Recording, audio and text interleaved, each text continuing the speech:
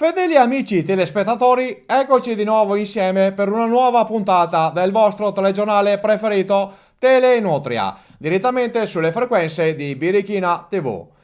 Tra l'altro oggi sono molto orgoglione di comunicarvi che grazie alle vostre numerose votazioni abbiamo vinto ai Grammy Awards il premio per il peggior telegiornale dell'anno.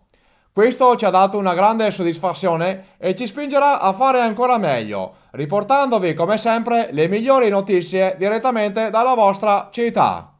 A questo proposito diamo ora la linea al TG per le anticipazioni del notiziario di oggi. Spalancate gli occhi! Molinella stava provando lo skateboard futuristico del figlio, ma qualcosa è andato storto. La signora, cadendo di faccia, si è grattata tutto il muso, che è diventato piatto come la tavoletta del water.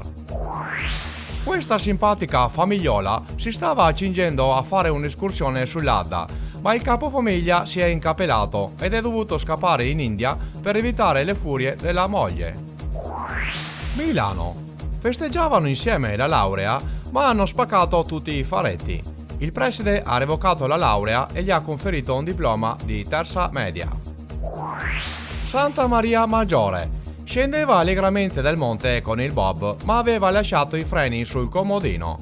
Fratture dappertutto. Lissone. Stava festeggiando il suo compleanno, ma ha aperto le stelle filanti dal lato sbagliato. Il dolce lo ha mangiato al pronto soccorso. Questo adolescente di Valdagno stava provando il suo nuovo monopattino elettrico, ma si è distratto un attimo, ammaccando l'auto del parroco.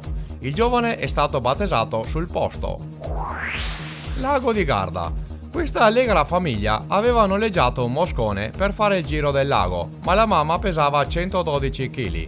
Sono stati ripescati da Capitan Findus. Ofanengo. Ed ecco il macaco del mese. Questo ragazzotto palestrato voleva fare lo splendido di fronte alle amichette, ma invece ha fatto una gran figura di cacca, moto da portare direttamente in discarica. E anche per oggi è veramente tutto.